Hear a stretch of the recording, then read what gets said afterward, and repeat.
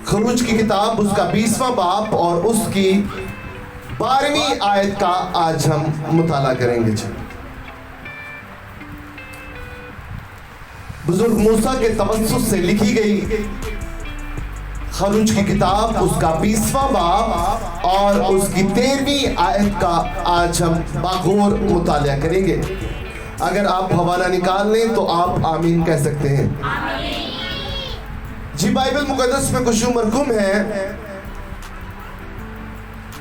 तू अपने बाप और अपनी माँ की इज्जत कर ताकि तेरी उम्र उस मुल्क में जो खुदावंद तेरा खुदा तुझे देता है दराज हो। पाक कलाम का पढ़ा और सुना जाना हम सब के लिए बाइस बरकत हो। आज पूरी दुनिया में फादर्स डे सेलिब्रेट किया जा रहा है, तो मेरी तरफ से, मेरे खानदान की तरफ से और शालूम पेंटिकॉस्टल चर्च की कलीसिया की तरफ से तमाम आए हुए फादर्स को हैप्पी फादर्स डे। आइए जोरदार तालियों से सेलिब्रेट करते हैं।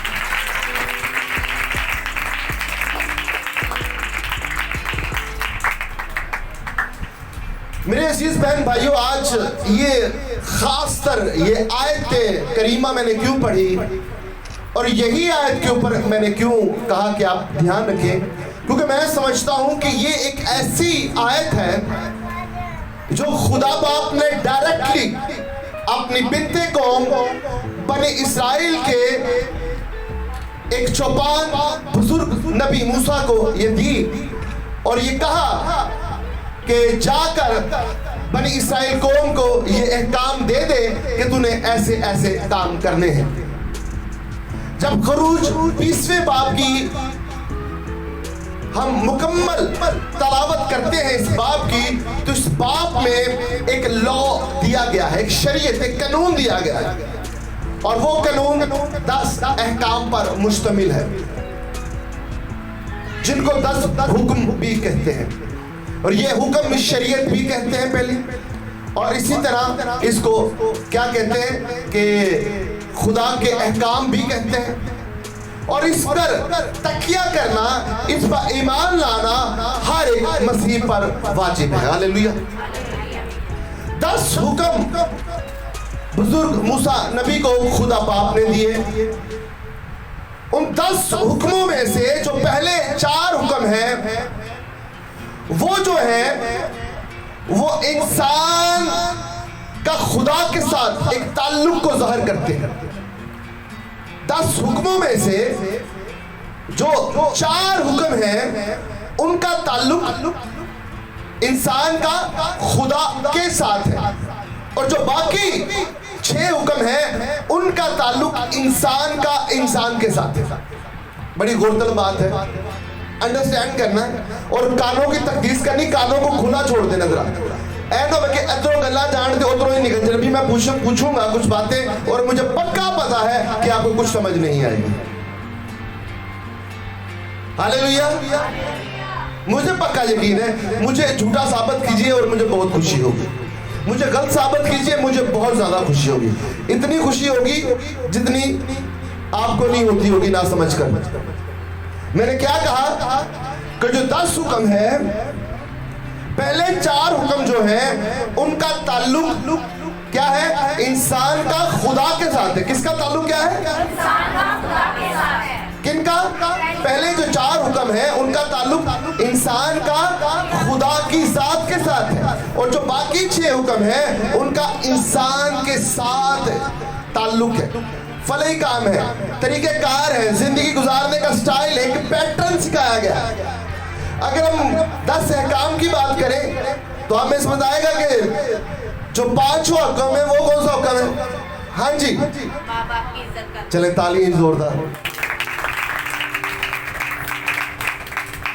अब क्या है? पहला हुक्म क्या है? एक खुदा को मानना, फक्त उसकी बंदगी करना और उसी को सिजदा करना। सेकंड क्या है? तू गैर मबूदों को और तीसरा क्या है? नहीं, आपको ही आते हैं सारे। किसका नाम भाई? खुदा का नाम बेफायदा ना लेना। और चौथा क्या है? आप अंडरस्टैंड करें ना किधर किधर किधर गला जा रही है। ये बात कुछ समझे, मुझे पता नहीं आएगा क्योंकि ऐसी गौर ही नहीं करते। चौथा हुक्म है सब्बत का दिन पाक रखना और उसमें कोई भी बदनी मेहनत या कामकाज ना करना। और पांचवा क्या है? तू माँ बाप की। और आज जिस हुक्म के ऊपर हम मेडिटेट करेंगे, जिस आयत करीमा के ऊपर बात करेंगे, वो यही है तू किसी ने बाप दी गल नहीं की, किसी ने बाप दी, किसी के बाप की बात नहीं की गई है। तू अपने बात को देखे। आपकी बाइबल में ये लिखा हुआ है, क्या लिखा हुआ है जोया? किसके बाप की? मिलका आपकी बाइबल में क्या लिखा हुआ है? ओके, इस बात को समझिए। अब मुझे अच्छा नहीं लगता। सारी सब आपकी बाइबल में क्या लिखा हुआ है?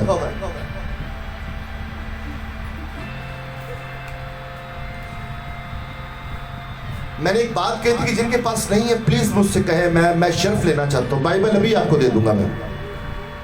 जिनके पास नहीं है हाथ खड़े करें। बाइबल सिर्फ आपके पास नहीं है। आपको कितनी बार दी हुई हमने? आज तक दी नहीं है। चले आज फिर मैं आपको दूंगा।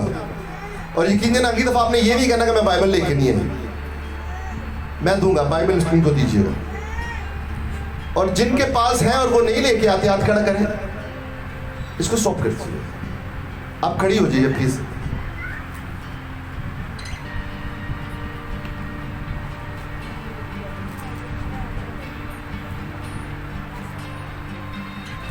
जी, पांचवा जो हुक्म है वो है अपने बाप और अपनी मां की,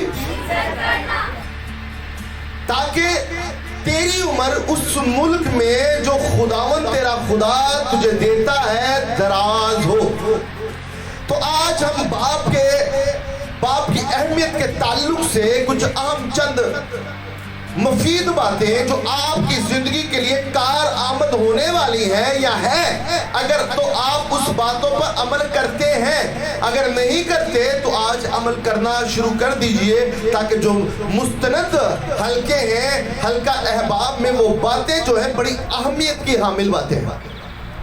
अगर आप चाहते हैं कि खुदा आपकी सुने और आपकी हर जरूरत को पूरा करे, तो जरूरत है कि आप उसके कवानीन पर अमल करें और ऐसा अमल करें कि आप मरने तक भी उससे ना हटे। आप हमेशा कहें कि मैं मर जाऊंगी, मैं मिट जाऊंगी, लेकिन ये काम नहीं करूंगा या नहीं करूंगी, क्योंकि खुदा के कलाम इसकी नफी करता है। हालेलुया। अब बाइबल मुकद्दस में एक बाप की रिस्पेक्ट के ताल्लुक से बयान किया गया है। बाइबल मुकद्दस में खुदा बाप जो है 5वें हुक्म में ये एक बात कह रहा है कि तू बनी इस्राएल क्या करना? अपने बाप और अपनी माँ की इज्जत करना। और इसके साथ कंडीशन भी है, एक शर्त भी लागू कर दी गई है कि जिस मुल्क में तू रहता है उस मुल्क में तेरी उम्र क्या होगी? तो मैं आसान लफ्जों में ये बात कहता हूँ, कितने लोग मरना चाहते हैं जल्दी? आप जल्दी मरना चाहती नो? पहले सुने, कितने पहले तोलो तो फिर बोलो। अंडरस्टैंड करें? कितने लोग ज्यादा लंबी उम्र जीना चाहते हैं? हाथ पूरे कर लो अगर है तो लंबी उम्र करनी है ना, तो अपने बाप की मां की इज्जत कराया करो, उन्होंने कदमां नूं दबाया करो, ना के। लेकिन इस कल्चर में आजकल ना मां की गुत्त फड़ना तो प्यो का कादर फड़ना बड़ा फख्र की गल समझी जाती है, और ये घटियापन है। और ये क्यों होता है ये भी बात मैं आपको समझाऊंगा।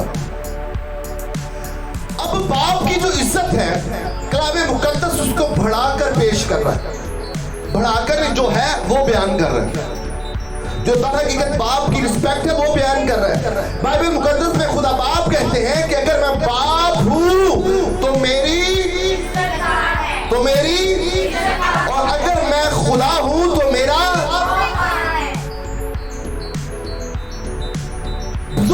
सुलेमान अमसाल की किताब में यूं फरमाते हैं कि खुदा का खौफ हिकमत का, खुदा का खौफ, the fear of God is the beginning of knowledge. खुदा का खौफ जो है वो क्या है? वो हिकमत का शुरू है। ये जो फियर ऑफ गॉड है, ये जो बिगिनिंग ऑफ नॉलेज है, इसको अंडरस्टैंड करना बड़ा जरूरी है। खुदा का जो खौफ है, अगर हम उसकी छत्र छाया में रहेंगे और अगर उसके कवानीन पर अमल करेंगे और उसकी खौफ की छत्र छाया हमारे ऊपर रहेगी, तो हम वो तमाम बातों को अपना सकेंगे और अंडरस्टैंड कर सकेंगे और उसके ऊपर पहरा दे सकेंगे जो खुदा ने हमें सिखाई है।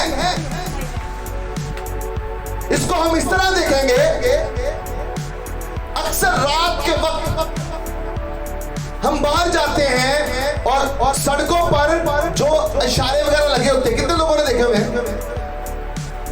अब रेड लाइट जो इशारा है वो किस चीज की अलामत है? यानी कि अगर आप जा रहे हैं तो आप रुक जाएं। अगर रात का वक्त हो तो लाल बत्ती जल जाए तो उसे कोई सिपाही ना खड़े हो तो असं रुकांगे की करांगे? लग जाएंगे। और अगर वहां पर कोई सिपाही वार्डन खड़ा हो तो हम क्या करेंगे? अब बात समझनी है। हम वहां पर जब जा रहे हैं तो हम जो ये कानून ये है कि जब रेड लाइट जल रही है, कानून ये है तो हमने उनका एहतराम करना है और हमने क्या करना है। और अगर हम नहीं रुकते तो हमें एहतराम, तो इसका मतलब है कि जब रेड लाइट जल रही है और आपको पता है यहाँ पे कोई वार्डन नहीं खड़ा है, यहाँ पर सिपाही रात के वक्त कोई नहीं है, तो आप गुजर जाएंगे, तो इसका मतलब है आप कानून का एहतराम। और अगर वहां पर कोई वार्डन है, अगर कोई सिपाही है, तो अगर आप रुकते हैं तो इसका मतलब है एहतराम। तुरंत गया पहाड़ दे असी डर दिया रुका है, चलान ना कराना पै 200-500 रुपए। ऐसा है कि नहीं है? आसिफ साहब कैसे हैं आप? Praise the Lord. ऐसा है कि नहीं है? जरा बोले। तो इसका मतलब है कि कुछ लोग डर कर इज्जत करते हैं और कुछ लोग सही तौर पर एहतराम करते हैं। तो बाइबल मुकद्दस में जहां पर लिखा हुआ है the fear of God is the beginning of knowledge, यानी खुदा का कलाम जो है वो हिकमत का शुरू है। तो ये वो खुदा का खौफ जो है, ये वो खौफ नहीं है कि अगर आप जमीन पर कुछ गलत करें तो ऊपर से छड़ी पकड़ेगा और खुदा मारना शुरू कर देगा। ऐसा खौफ नहीं है। इस खौफ को अंडरस्टैंड करने की जरूरत है। बाइबल में जहां कहा गया है कि अगर मैं बाप हूं तो मेरी इज्जत कहां है, अगर मैं खुदा हूं तो मेरा खौफ कहां है, तो उसके खौफ को अंडरस्टैंड करने की मेरे अजीज बहन भाइयों बहुत जरूरत है। The fear of God it's meanings respect, इज्जत करना। फर्स्ट ऑफ ऑल क्या है? रिस्पेक्ट है। सेकेंडली क्या है? ओबीडियंटली है। और थर्ड क्या है? फॉलो मी इंस्ट्रक्शंस है। सबसे पहले आपने क्या करना है? आपने इज्जत करनी। जब खुदा के खौफ की बात की जा रही है तो फर्स्ट ऑफ ऑल क्या है? इज्जत आती है। उससे मुराद क्या है? इज्जत करना है। और सेकेंडली क्या है? उसकी फर्माबरदारी करनी। और थर्ड क्या है? हमने उसके जो काम है उनको फॉलो करना, उनकी इंस्ट्रक्शन, उनकी हदायत पर अमल करना है। अगर आप खुदा के खौफ में रहते हैं तो सबसे पहले आपने खुदा को इज्जत देनी है क्योंकि वो हमारा आसमानी बाप है। और सेकेंडली आपने उसकी फर्माबरदारी करनी है। और थर्ड है उसकी हदायत को मानना है। तो अगर आप में हिकमत की कमी है तो किसके पास जाना चाहिए? अगर तुम में से किसी के पास हिकमत की कमी है तो किसके पास जाए? जोया के पास जाए। किसके पास जाए? किसके पास जाए? जोया के पास ना जाए। चले साजिश शो के साथ देखो, चले जाओ, उनके पास भी नहीं जाना। चलो मेरे को आ जाओ, मेरे पास भी नहीं आना। तो किसके पास जाना है? जिनके पास हिकमत की कमी हो किसके पास जाए? तो अगर आप हमारे पास आएंगे तो हमारे पास कुछ नहीं है। हम आपको कुछ नहीं दे सकता, कुछ भी नहीं दे सकते। उनके पास जाए जो हमें भी देता है और हम सबको देगा। Hallelujah, hallelujah. हम टाल मटोल करेंगे भाई, मैं देखूंगा परखूंगा, मेरे पास टाइम नहीं है भाई। ये बात को समझना, लेकिन खुदा के पास हर वक्त टाइम रहता है।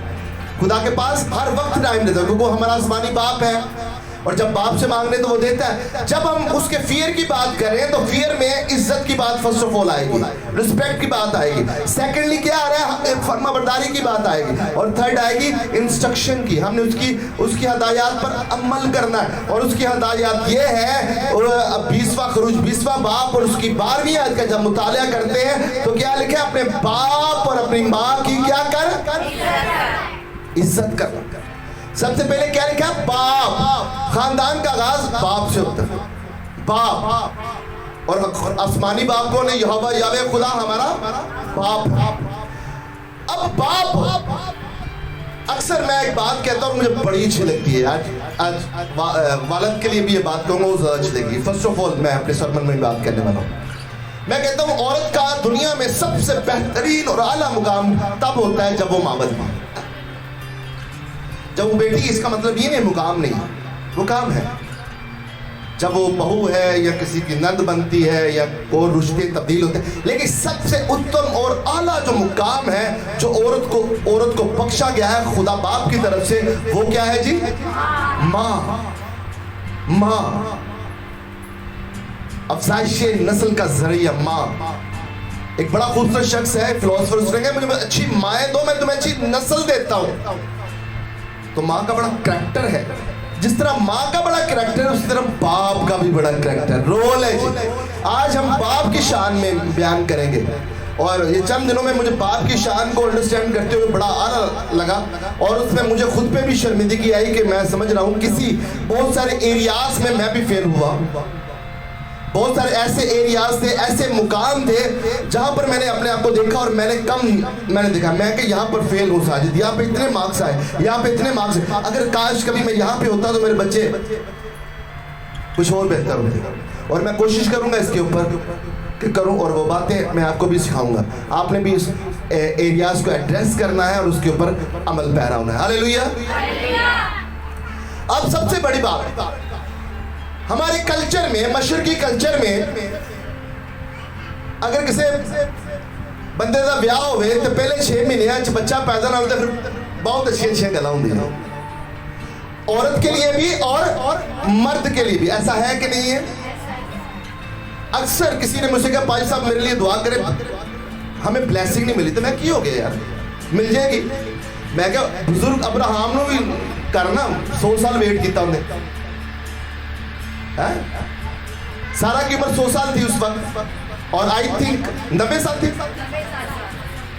सॉरी 100 साल अब्राहम की थी और 90 साल की सारा थी और 75 ईयर ओल्ड था जब अब्राहम, जब उससे वादा किया गया था और 25 साल उसने उस वादे के ऊपर लब्बैक कहा कि हाँ मेरे घर में बेटा होगा, मेरे सुलभ से बच्चा पैदा होगा। यानी कि इतनी देर वेट करने के बाद तो आज 6 महीने परेशानी शुरू हो जाती है।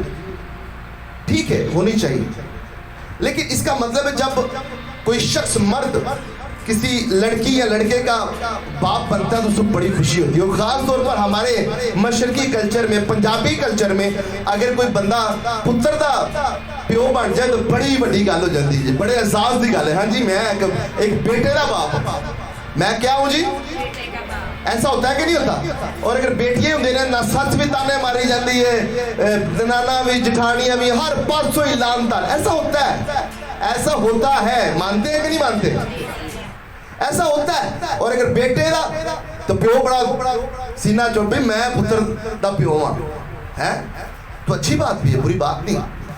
ये सिर्फ और सिर्फ एजाज की बात नहीं है। बाप बनना बेटी का हो या बेटे का, सिर्फ ये प्रिविलेज की बात नहीं है, ये एक रिस्पॉन्सिबिलिटी की भी बात है। अब जरा कुछ अच्छी बातें शुरू होने लगी, कुछ और जारी। बाप बनना सिर्फ और सिर्फ एक एजाज की बात नहीं है, बल्कि एक जिम्मेदारी की भी बात है।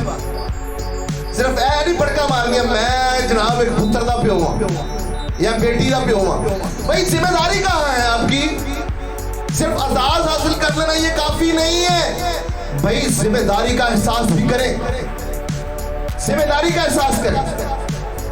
और जिम्मेदारी क्या है? बच्चे तो जानवर भी पैदा कर लेते हैं, लेकिन क्या वो उनको अच्छी एडवाइस देते हैं? क्या उनकी परवरिश अच्छी करते हैं? क्या सही और गलत की तमीज देते हैं? क्योंकि वो खुद जानवर है, हैवान है, और एक हैवान दूसरे हैवान को हैवानियत ही सिखाएगा, इंसानियत तो सिखाएगा नहीं। एक इंसान ही दूसरे इंसान को इंसानियत का दर्स देगा, क्योंकि वो खुदा की छवि पर बना है भाई, वो खुदा के बेटे और बेटियां। मेरी बात फॉलो करें। एक बाप बनना सिर्फ और सिर्फ एजाज की बात नहीं है, जिम्मेदारी भी है। और मैं उन फादर से बात करना चाहूंगा कि क्या आप ये जिम्मेदारी पूरी कर रहे हैं? क्या आप ये जिम्मेदारी पूरी कर रहे हैं? आप सारे दिन में मेहनत करके आते हैं, ठीक है, कोई बात नहीं, थके आते हैं, नो प्रॉब्लम, कोई बात नहीं, लेकिन क्या पूरे दिन में 24 घंटे में एक अच्छी बात आपने सिखाई अपने बेटे को या बेटी को? और फर्ज किया अगर आपने कोई अच्छी बात सिखा भी दी और कहा बेटा आपने लड़ाई झगड़ा नहीं करना है, आपने किसको कहा? बेटे या बेटी को, दोनों को। किससे कहा? जरा बोल दे, कोई बात नहीं, कोई अच्छी गलत सिखा दी तो क्या क्या कहा उनसे कि बेटा क्या करना है? तो वो कहते पापा आप अभी तो आप गली में लड़ाई झगड़ा कर रहे थे। अच्छा बात बताएं तो फिर बाप का क्या तरीका, क्या रिस्पॉन्स होगा, क्या कहेगा? प्लीज अंडरस्टैंड करें, सिर्फ बाप बनना काफी नहीं है, जिम्मेदारी है, इनका एहसास होना काफी। आप कहे बेटे से, बेटी से, बेटा झूठ नहीं बोला। पापा भी तो आप झूठ बोल रहे थे और मुझे सिखा रहे पापा बेटा आपने ये काम नहीं करना है, कोई भी लालच नहीं करनी। पापा भी तो कह रहे थे कि दूसरे घर के ऊपर कब्जा कर लेना हमने। तो जो चीजें आप कर रहे हैं वो अपने बच्चों को क्यों कर समझाते हैं? वो नहीं फॉलो करेंगे, वो कहेंगे मेरा बाप जैसा करता है मैं भी करूंगा। अब आप चाहते हैं, अक्सर आप कहते हैं बेटे तो बाइबल से पढ़ के सिखा, सुना, ठीक है, कहते पापा आप तो पढ़ते नहीं है। और भाई आप नहीं पढ़ते तो आपके बच्चे क्यों कर पढ़ेंगे? अगर आप कहते हो साजिश होकर तरह भाई कि बच्चे बाइबल मसा लेके जाना, पापा आप तो लेके, कल को कहेगी, कल को कहेगी। आपने अक्सर मूवीज देखी होगी,